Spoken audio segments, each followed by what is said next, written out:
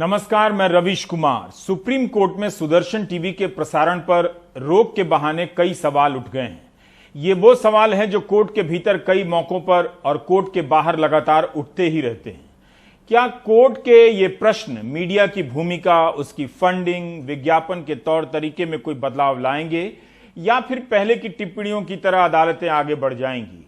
पूरी बहस को मोटा मोटी दो हिस्सों में बांट सकते हैं: पत्रकारिता की स्वतंत्रता, अभिव्यक्ति की स्वतंत्रता और बैन किया जाना। दूसरा हिस्सा है विज्ञापन का, फंडिंग का। Justice KM. जोसेफ ने बहस के दौरान एक टिप्पणी की, हमें दृश्य मीडिया के स्वामित्व को देखने की जरूरत है। कंपनी का संपूर्ण शेयर होल्डिंग पैटर्न जनता के लिए साइट पर पेश होना चाहिए।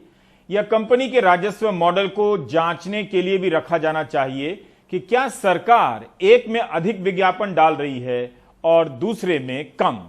मीडिया ही इस सवाल को नजरअंदाज कर देगा, लेकिन जस्टिस के.एम. जोसेफ का उठाया गया यह सवाल कई बदलावों की शुरुआत कर सकता है। सरकार की तरफ से जो विज्ञापन दिए जाते हैं वो जनता का पैसा है। केंद्र सरकार से लेकर राज्य सरकारों के पास बहुत बड़ा बजट होता है। सवाल सही है कि क्या सरकार एक में विज्ञापन ज्यादा डालती है और दूसरे में कम। इस सवाल का जवाब भी सुप्रीम कोर्ट एक मौके पर दे चुका है। एक मामले में, सभी के लिए नहीं था। मामला यह था कि हिंदी के एक बड़े अखबार राजस्थान पत्रिका को राजस्थान सरकार ने विज्ञापन देना बंद कर दिया था। अगस्त 2016 में पत्रिका के संपादक गुलाब कोठारी ने एक संपादकीय लिखा और कहा कि 37 संस्करणों वाले इस अखबार को वसुंधरा सरकार ने विज्ञापन देना बंद कर दिया है। सरकार के खिलाफ खबर छापने के कारण मध्य प्रदेश और छत्तीसगढ़ की बीजेपी सरकारों ने भी विज्ञापन देना बंद कर दिया था। यह एक तरह से आपातकाल है। इस संपादकीय की काफी चर्चा हुई थी। उस समय यह मामला संसद में भी उठा और सुप्रीम कोर्ट में भी। Justice A K. सीकरी और जस्टिस डी.वाई. चंद्रचूड़ की बेंच थी। आदेश हुआ कि राजस्थान पत्रिका को सरकारी विज्ञापन दिए जाएं, रोका नहीं जा सकता। यह मुकदमा अभिषेक मनु सिंह भी लड़ रहे थे। उन्होंने कहा कि 2015 में राजस्थान पत्रिका को सरकारी विज्ञापनों का 34.12% मिल रहा था, जो 2016 में घटकर 1.26% रह गया। इसलिए अखबार को पूरा विज्ञापन मिलना चाहिए। राजस्थान पत्रिका ने उसी वक्त एक और लड़ाई लड़ी थी। इस लड़ाई में दूसरे अखबार भी थे। अक्टूबर 2017 की बात है। वसुंधरा सरकार एक कानून लाने जा रही थी जिसे राजस्थान के प्रेस में खूब विरोध हुआ। कई पत्रकारों और संस्थानों ने किया, जिसके तहत इस कानून के प्रस्ताव के हिसाब से राज्य के सेवानिवृत्त एवं सेवारत न्यायाधीशों, मजिस्ट्रेटों और लोक सेवकों यानी नौकरशाहों की जांच से जुड़ी खबरों को छापने से पहले सरकार से ही अनुमति लेने की जरूरत थी। प्रेस सरकारी अनुमति मिल जाने से पहले इनमें से किसी के नामों को प्रकाशित करने पर अगर कर दिया किसी ने तो 2 साल की सजा का प्रावधान था। क्या इसे आपातकाल कहा जा सकता है? क्या इसका विरोध लोकतंत्र में यकीन रखने वाले प्रधानमंत्री ने किया था? चेक कीजिए, सर्च कीजिए। सिंपल क्वेश्चन है, आप भूल गए होंगे। उस वक्त भी गुलाब कोठारी ने एक संपादकीय लिखा था। शीर्षक था जब तक काला तब तक ताला, और इसमें लिखा था कि राजस्थान सरकार ने अपने काले कानून के साए से आपातकाल को भी पीछे छोड़ दिया है। वसुंधरा राजे जब तक इस काले कानून को वापस नहीं ले लेती हैं, तब तक राजस्थान पत्रिका उनके एवं उनसे संबंधित समाचारों का प्रकाशन नहीं करेगा। इस कानून के ड्राफ्ट को सिलेक्ट कमेटी को भेज दिया गया, विधानसभा की कमेटी है, और दिसंबर 2017 में लैप्स कर जाने दिया गया। अगस्त 2018 में इसे वापस ले लिया गया। इन दो मामले में पत्रिका ने लड़ाई तो लड़ी। अब उसकी लड़ाई जारी है या नहीं है? संपादकीय में सरकार की नीतियों के खिलाफ उस तरह कलम चल रही है या नहीं चल रही है, मैं टिप्पणी नहीं करूंगा क्योंकि मैं पाठक नहीं हूं। वैसे यह सवाल सभी से पूछा जाना चाहिए। मगर पत्रिका ने बीजेपी सरकारों द्वारा विज्ञापन बंद किए जाने का मुखरता से विरोध किया था और अपने पाठकों को भी बताया था। हाल में जब प्रधानमंत्री ने जयपुर में पत्रिका गेट का उद्घाटन किया तो प्रधानमंत्री की बातों से लगा कि वो तलखी अब नहीं है, नजदीकी आ गई है। उन्होंने कहा कि गुलाब कोठारी जी, आपको तो याद होगा जब कोरोना को लेकर मैंने प्रिंट मीडिया के साथियों से मुलाकात की थी, तब भी आपके सुझाव, आपकी सलाह पर मैंने कहा था कि आपके शब्द मुझे आपके पिता की याद दिलाते हैं। प्रधानमंत्री ने कोरोना के पहले मीडिया के संपादकों से हुई मुलाकात का जिक्र किया। इसे लेकर उस वक्त भी काफी कुछ छपा था। मार्च में तालाबंदी से पहले कई भाषाओं के अखबारों और चैनलों के मालिकों और संपादकों से प्रधानमंत्री ने मुलाकात की थी। इस मुलाकात पर कारवां पत्रिका की एक रिपोर्ट काफी चर्चित हुई थी, जिसे सागर ने लिखा था। सरकार की वेबसाइट पर ही इस बैठक की जानकारी थी, जिसे सागर ने अपनी रिपोर्ट में शामिल किया था। वेबसाइट पर मुलाकात की दी हुई सूचना में कहा गया था कि प्रधानमंत्री ने यह कहा है कि नकारात्मकता के फैलाव को रोकना जरूरी है। ध्यान से सुनिएगा। नागरिकों को भरोसा दिलाने की जरूरत है कि सरकार कोविड से लड़ने के लिए प्रतिबद्ध है। इस पंक्ति पर गौर कीजिए, जिसमें लिखा है कि पत्रकार प्रधानमंत्री के सुझावों को लेकर प्रतिबद्ध हैं, पॉजिटिव और प्रेरक स्टोरी प्रकाशित करेंगे। इस मुलाकात का कोविड की रिपोर्टिंग पर क्या असर पड़ा, इसे लेकर जनरल टिप्पणी नहीं करनी चाहिए। आप समझ गए। आप चाहते हैं तो बकायदा उन चैनलों और अखबारों की रिपोर्ट पर रिसर्च कीजिए। वैसे उस बैठक में शामिल कई चैनलों पर 2-2.5 महीने से एक ही मुद्दा कवर हो रहा है, न निगेटिव है न पॉजिटिव है। सुशांत सिंह राजपूत का कवरेज। कई रिसर्च आ चुके हैं कि कई चैनलों पर कोरोना को लेकर बहस या तो शून्य है या ना के बराबर है। निगेटिव खबर किसे कहते हैं, इस चालाकी को समझने की जरूरत है।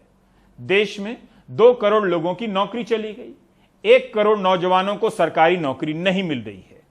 अगर आप इस पर 2.5 महीने लगातार कवरेज कर दें तो हो सकता है कि कह दिया जाए कि आप बड़े नेगेटिव हैं।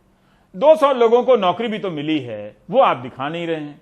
कहां 3 करोड़ बेरोजगार, कहां 200 को रोजगार। एक मिसाल दे रहा हूं, मतलब समझ जाइएगा। लोकतंत्र में जिम्मेदार नागरिक बनना सबसे मुश्किल काम है, पढ़ना पड़ता है। अब आते हैं मूल विषय पर। सरकारी विज्ञापन के मामले में सुप्रीम कोर्ट पहले फैसला दे चुका है, राजस्थान पत्रिका के बारे में जैसा कि बताया। लेकिन क्या इसके बाद भी इन मामलों में पारदर्शिता आई? क्या अखबारों को विज्ञापन रोककर झुकाने के प्रयास बंद हो गए? जवाब है नहीं। During the NDA regime, during the present regime, sir media वालों को गला दबा जा रहे हैं। सारे एडवर्टाइजमेंट बंद किया जा रहे हैं। गलत ये है, उन लोग का दोष ये है कि ये सरकार के खिलाफ कभी कभी आवाज उठाते हैं। सरकार के खिलाफ आवाज उठाना कोई जुल्म नहीं है sir. The undemocratic and megalomaniac style of stopping government advertisement is a message to media from this government to toe his line. Rafael deal was engulfed in controversies, favoritism and corruption. The Hindu newspaper exposed it. Times of India exposed violation of model code of conduct by Prime Minister. Telegraph and ABP were critical of Prime Minister.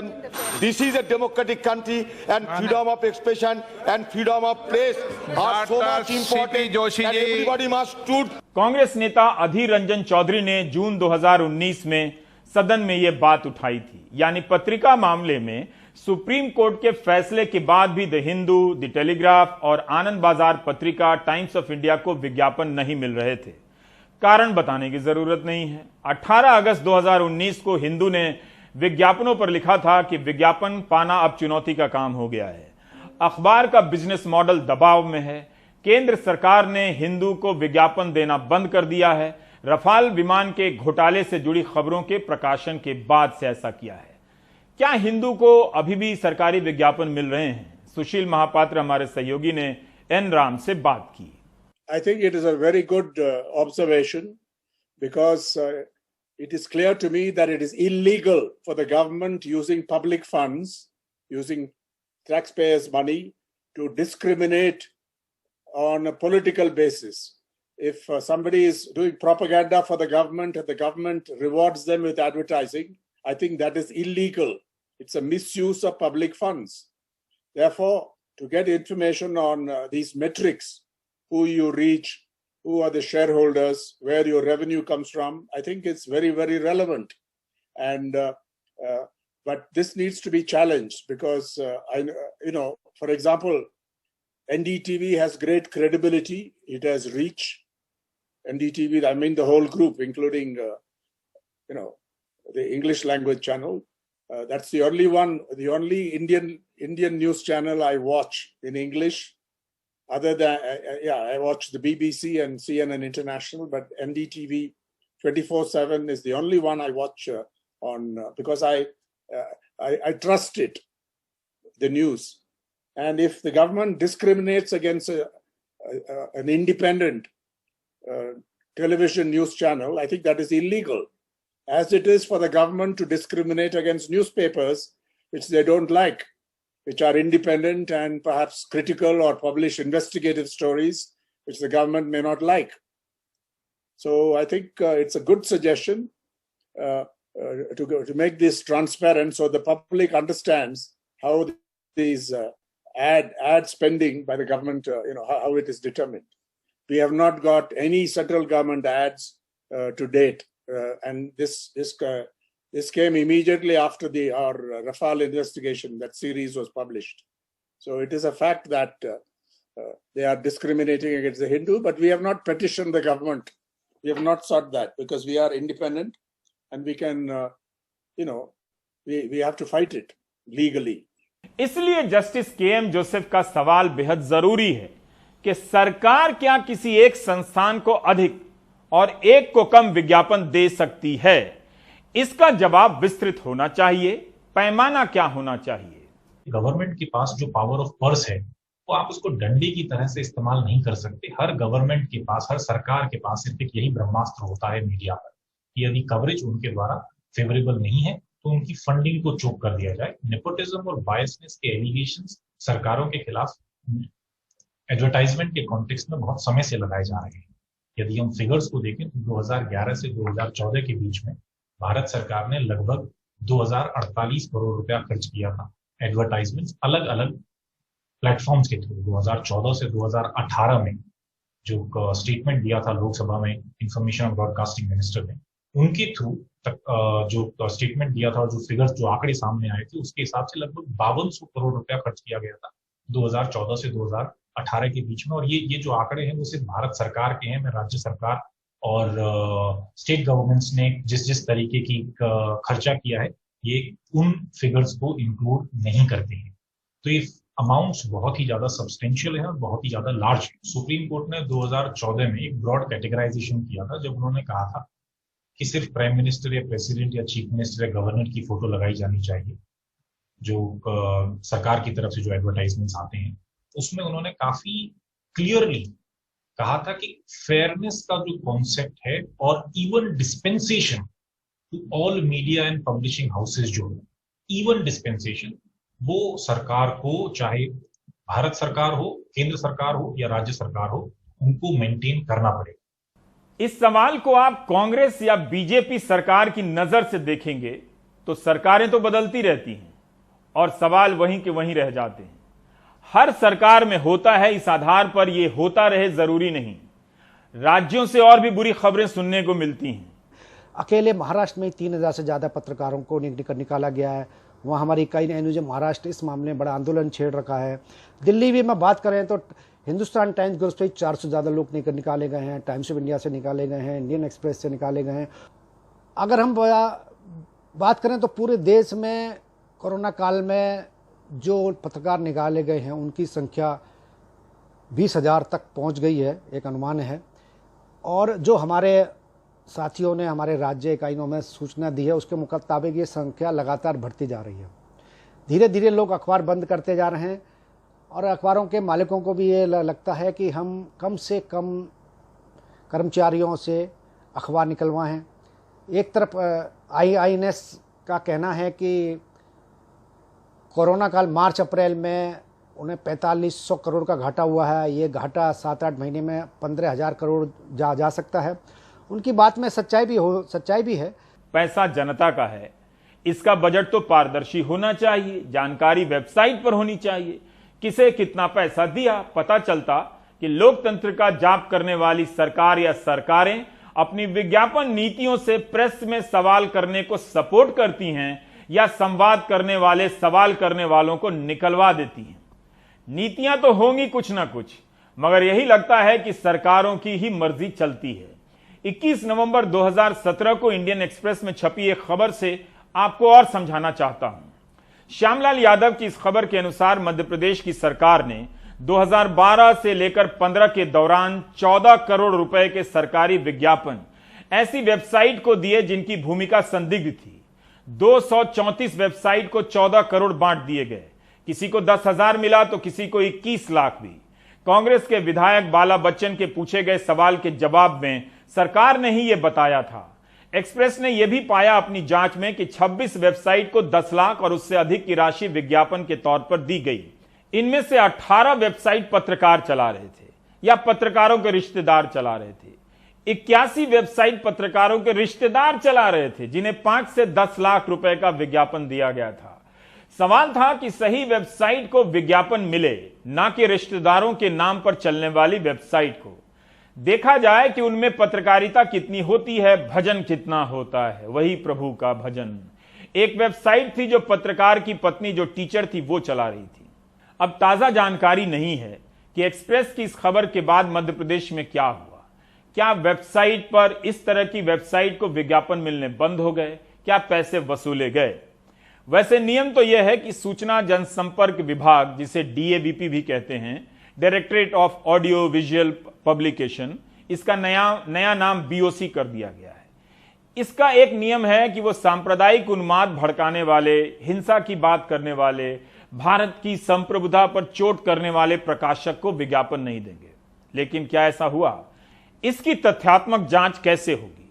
क्या उन अखबारों के विज्ञापन रोके गए जो एक मजहब को टारगेट करने के लिए झूठी खबरें छाप रहे थे?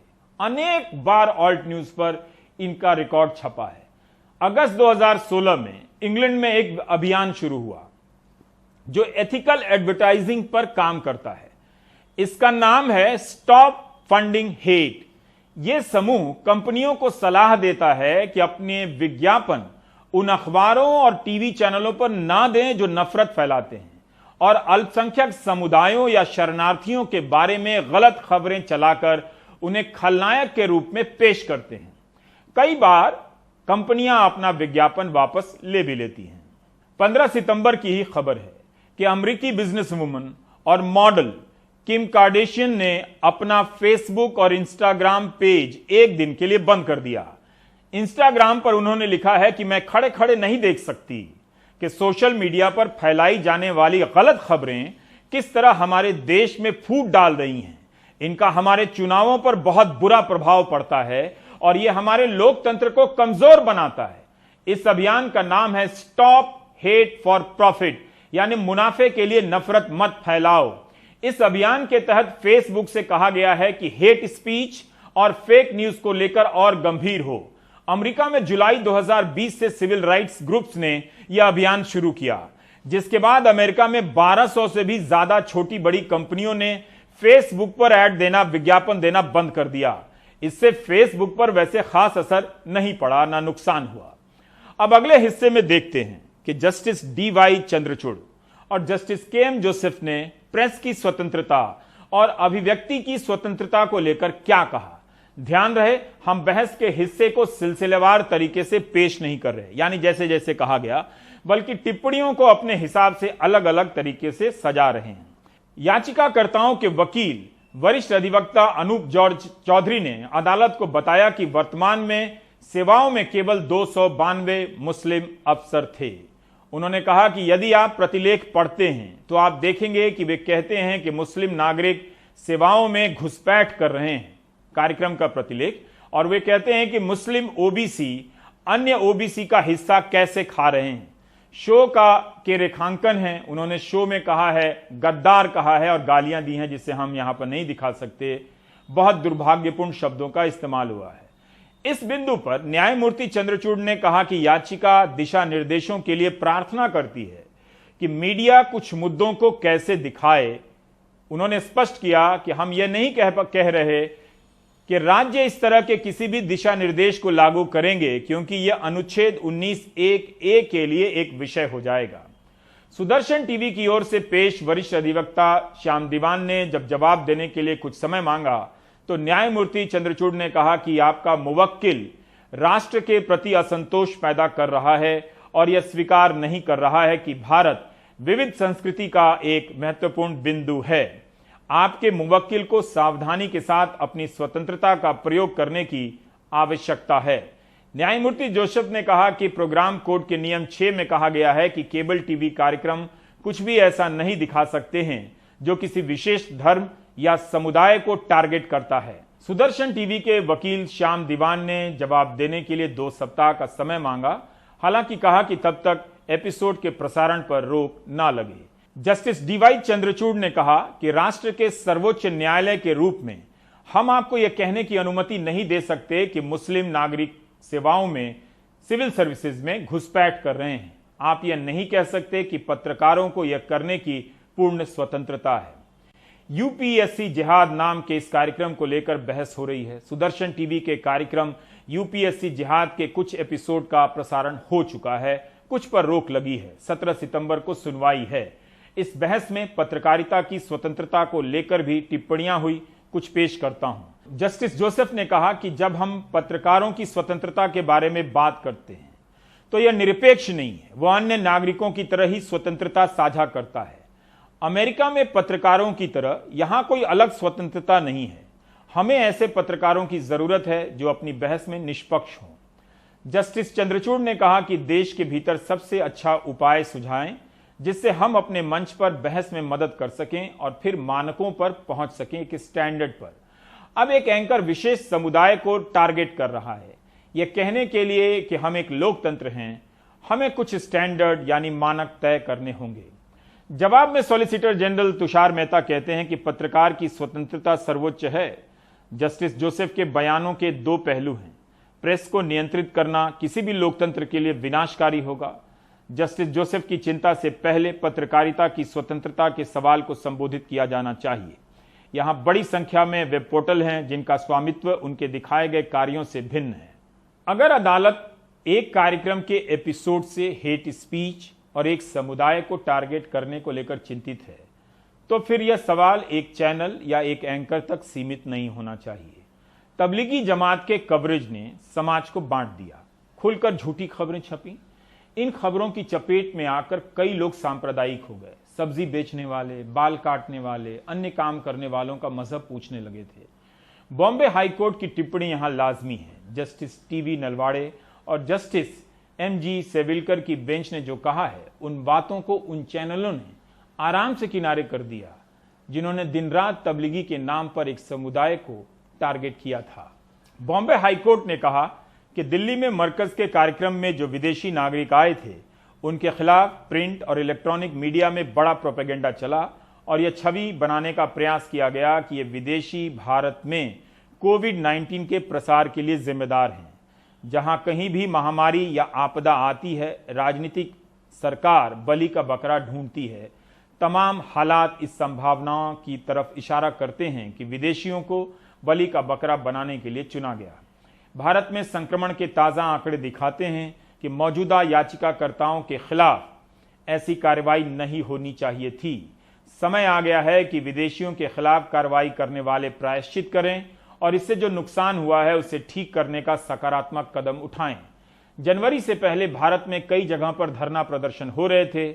उनमें शामिल होने वाले ज्यादातर मुसलमान थे।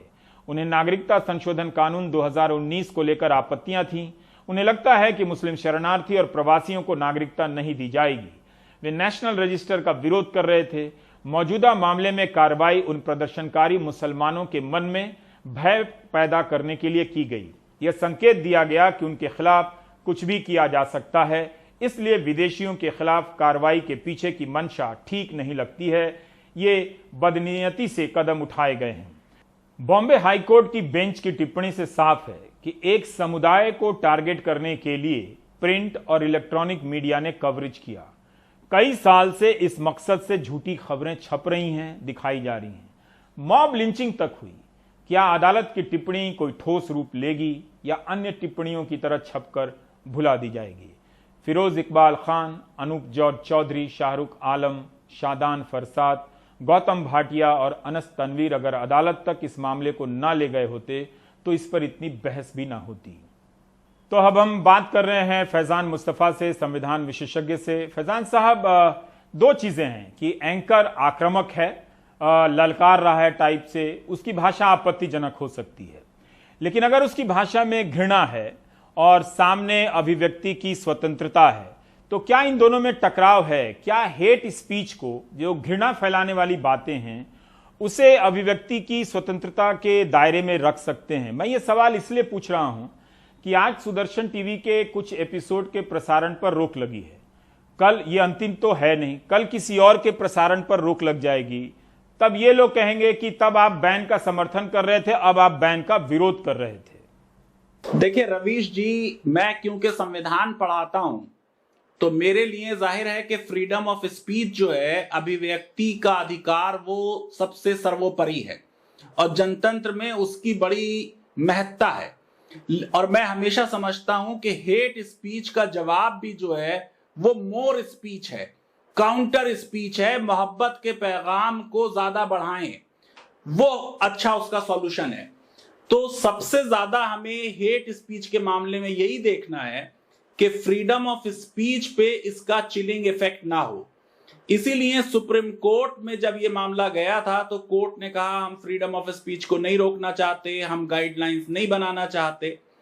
लेकिन अब जब सर से पानी उठ जाए और हेट स्पीच की बात नहीं हो रही, डेंजरस स्पीच की बात हो रही है, तो ये वो डेंजरस स्पीच जो हमारे समाज की ट्रैंक्विलिटी और हार्मनी को हमेशा के लिए बर्बाद कर देगी, तो उसको फिर रोकने के लिए कुछ ना कुछ जरूर किया जाना चाहिए। मैं क्रिमिनल सैंक्शंस का कभी भी पक्षधर नहीं रहा हूं, इसलिए मुझे लगता है कि जो विदेशों में इसमें सॉल्यूशंस हैं कि सिविल रेमेडीज हो, रेस्टोरेटिव जस्टिस हो, जो ऑफेंडर है वो विक्टिम के साथ बैठे, जैसे सुदर्शन टीवी के जो एंकर हैं उनकी ड्यूटी लगा दी जाए कि 15 दिन किसी मुस्लिम आईपीएस ऑफिसर के साथ आपको रहना है और आपको देखना है कि क्या ये किसी हिंदू ऑफिसर से किसी भी तरीके से किसी भी मामले में क्या कम है। तब मैं समझता हूं कि उससे ज्यादा फायदा होगा, क्योंकि हेट स्पीच के नाम पे सरकार को सेंसरशिप का बटन दे देना जो है वो वास्तव में जो सही लोग बात कर रहे हैं उनके ऊपर इस्तेमाल किया जा सकता है। पर क्या ये जो कोर्ट के सामने था, जस्टिस डीवाई चंद्रचूड़ कह रहे हैं कि ये एंकर वो हैरान है कि किस तरह से ऐसे किसी समाज को टारगेट कर सकता है कि कोई सिविल सेवाओं में जा रहा है इस तरह की बातों को लेकर। उन्होंने वैसे पहली बार तो 4-5 एपिसोड के प्रसारण की इजाजत दे ही दी, बाकी पर सिर्फ रोक लगी है। पता नहीं 17 तारीख को क्या होगा इसमें। देखिए रवीश, ऐसा है कि ये तो जब इसकी क्लिप आई थी जिस पे दिल्ली हाई कोर्ट ने रोक लगाई थी, वो अपने आप में फुल स्पीच थी कि ये कह रहे हैं कि क्या जामिया के पढ़े हुए लोग आपके डीएम बन जाएं, एसएसपी बन जाएं तो जिले में क्या होगा। मैं समझता हूं कि कोई एपिसोड देखने की जरूरत नहीं है। जो उन्होंने एडवर्टाइजिंग क्लिप खुद ट्वीट की थी वो कंप्लीट स्पीच थी। ये बिल्कुल क्लियर केस हेट स्पीच का है और इस पे क्योंकि पब्लिक ऑर्डर जो है वो जब संविधान सभा में बहस हो रही थी तो फ्रीडम ऑफ स्पीच पे पब्लिक ऑर्डर पहले नहीं था आर्टिकल 19 में एज ए रेस्ट्रिक्शन। लेकिन जब इतना ज्यादा मामला हो गया कि पटना हाईकोर्ट के एक जज ने कह दिया कि भारत में अगर कोई ये भी स्पीच करता है कि लोगों को मार डालो तब भी वो फ्रीडम ऑफ स्पीच से कवर होगा, तब पंडित नेहरू और पटेल में बहुत से लेटर्स हुए। दरअसल एक हिंदू आउटलुक न्यूज़पेपर था, ऑर्गेनाइजर पेपर था, ये मुसलमानों के खिलाफ, पाकिस्तान के खिलाफ बहुत जहर उगल रहे थे। एक लेटर के नेहरू के जवाब में सरदार पटेल ने कहा कि आउटलुक जैसे हिंदू आउटलुक जैसे पेपर को एग्जिस्ट नहीं करना चाहिए। उसके बाद जो संविधान का पहला अमेंडमेंट हुआ उसमें यह बात आ गई कि फ्रीडम ऑफ स्पीच को अगर पब्लिक ऑर्डर से खतरा है तो उस पर पाबंदी लगाई जा सकती है। पर इसमें ये अभी भी हर दर्शक एक जवाब को एक बार में नहीं समझ पाता, लेकिन फिर भी हम जानना चाहते हैं कि एक बैन को दूसरे बैन से उसकी तुलना की जाने लगेगी, कहा जाएगा कि हर तरह का बैन ठीक है। तो ये अंतर किस तरह से स्पष्ट करे, ये जो लाइन खींची जाए कि क्या है। जैसे प्रशांत भूषण के मामले में भी अदालत उस लाइन को खींचने की कोशिश कर रही है, प्रशांत भूषण उस लाइन को अपनी तरफ से उसका एक्सटेंड करने की कोशिश कर रहे हैं, विस्तार दे रहे हैं, कह रहे हैं कि हाँ, एक जज के भ्रष्टाचार के बारे में मैं कह सकता हूं, अपनी बात से पीछे नहीं हट रहे हैं। सुंदर बहस थी अदालत और प्रशांत भूषण के वकील के बीच में भी एक दूसरे को समझने की, लेकिन हर बार तो ऐसा अवसर नहीं होता। देखिए रवीश, ऐसा है कि बैलेंस करना जो है वो संविधान में जो अधिकारों का जूरिस्प्रूडेंस है उसका सेंट्रल चीज है कि आपको सारे राइट्स हैं, कोई राइट एब्सोल्यूट नहीं है। जब आप फ्रीडम ऑफ स्पीच दे रहे हैं तो आप इंडिसेंसी नहीं करेंगे, इंसल्ट किसी की नहीं करेंगे, ह्यूमिलिएट किसी को नहीं करेंगे। आप जरा सा सोचिए कि इस हद तक मामला बढ़ गया कि पूना में एक नया इंजीनियर मोहसिन जो था उसको लोगों ने मार दिया और वो एक किसी जागरण से आ रहे थे और उसके बाद जब उनको जिसने मार दिया उसको जब जमानत दी तो जज ने यह लिख दिया कि विक्टिम का जो धर्म था उससे अभियुक्त प्रोवोक हो गया। आप ये सोचिए कि ये वो स्पीच है कि किसी के धर्म से, किसी की जाति से, किसी की भाषा से आपको समाज में नफरत फैल जाए, तब मैं ये समझता हूं कि ये फ्रीडम ऑफ स्पीच की जो बाउंड्री है, जो डेलिकेट बैलेंस है, उसको आपने वॉयलेट कर दिया। देखिए, फ्रीडम ऑफ स्पीच का मतलब है कि आप ऐसी बात बोलें कि जिससे लोगों को डिसीजन लेने में आसानी हो। डेमोक्रेसी जो है वो गवर्नमेंट बाय चॉइस है, तो आपको सरकार के क्या पॉलिसीज हैं, क्या क्या उसमें अच्छाइयां हैं, क्या क्या उसमें बुराइयां हैं, अपोजिशन में क्या क्या बुराइयां हैं, ये सब बोलना है आपको। लेकिन आप गाली गलौच पे उतर आए और देखिए कितनी अच्छी बात कही है सुप्रीम कोर्ट में जस्टिस चंद्रचूड़ ने कि मुसलमानों के बारे में जो कहा सुदर्शन टीवी ने उसे छोड़िए।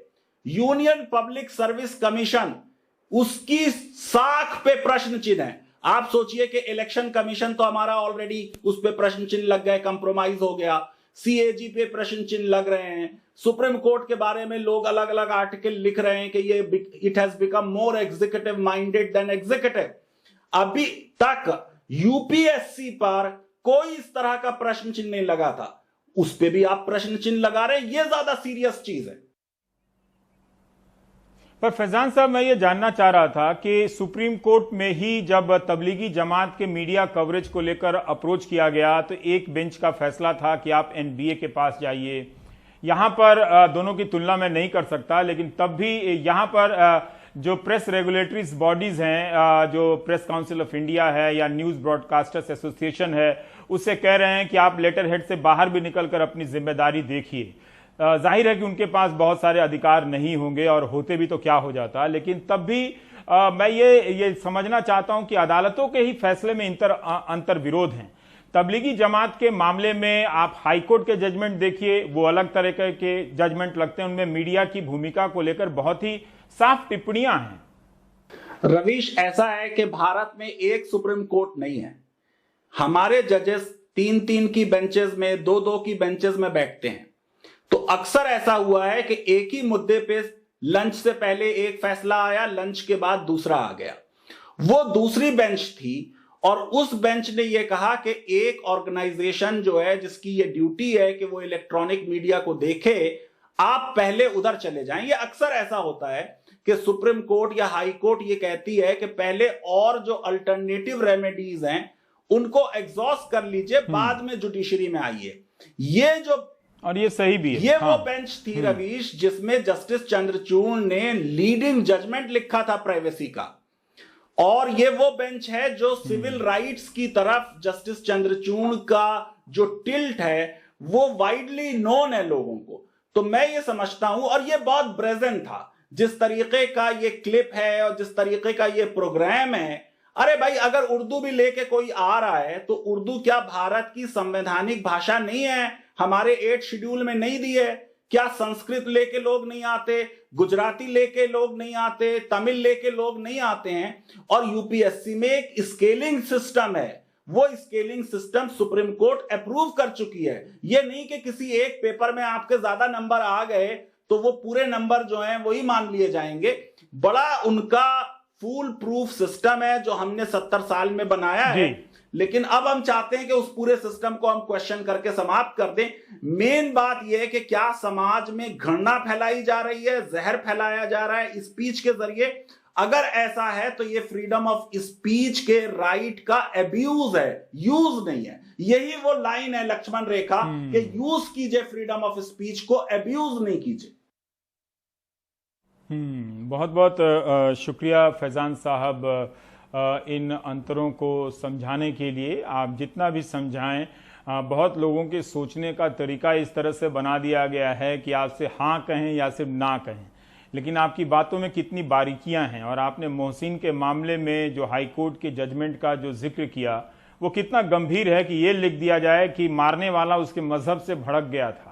तो एक तरह से क्या ये भी आ जाए कि वो मजहब ही एक दिन गैर कानूनी घोषित कर दिया जाए कि आप उस मजहब का आचरण ना करें क्योंकि कोई भड़क सकता है। रवीश, खास बात ये कि ये जो सुदर्शन टीवी है ये हमारी संस्कृति का इतना जिक्र करता है। संस्कृति है सर्वदेव संभाव, और प्रोग्राम हो रहे हैं कि समाज को बिल्कुल टुकड़े टुकड़े तार तार कर दिया जाए। उम्मीद है लोग समझेंगे। फैजान साहब बहुत बहुत शुक्रिया, हमें ब्रेक लेना पड़ेगा।